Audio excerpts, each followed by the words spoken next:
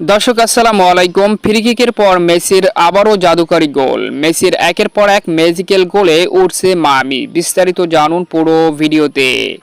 MLS এর গুরুত্বপূর্ণ ম্যাচে সকালে ইন্টার মায়ামি ন্যাশভিলের বিপক্ষে নিজেদের ঘরের মাঠে মুখোমুখি হয়।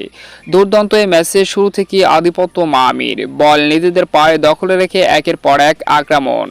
শুরুতেই একের পর এক সুযোগ, যদিও লুইস সুয়ারেজ সেই সুযোগটা হাতছাড়া করে।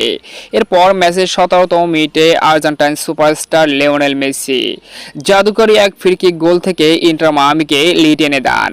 গোলটি ছিল এক কথায় অবিশ্বাস্য। বাম পায়ের বাঁকানো শটে সেই জাদুকরী ছোঁয়া থেকে অবিশ্বাস্যভাবে গোলকিপারকে বিট করে দুর্দান্ত সেই জাদুকরী গোলে এগিয়ে যায় মায়ামি ম্যাচের 17তম মিনিটে।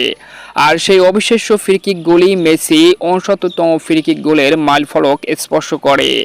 সেই গোলের লিড নিয়ে পুরো অর্ধাংশ পার করে ইন্টার মায়ামি।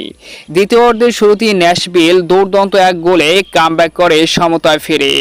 তবে ম্যাচের 62তম মিনিটে গোলকিপার যেন লিওনেল মেসিকে অ্যাসিস্ট করে। এরপর গোলকিপার ও প্রতিপক্ষ ডিফেন্ডারকে বোকা বানিয়ে জাদুকরীভাবে ফিনিশ করে লিওনেল মেসি এবং 2-1 গোলের ব্যবধানে এগিয়ে যায় ইন্টার মায়ামি।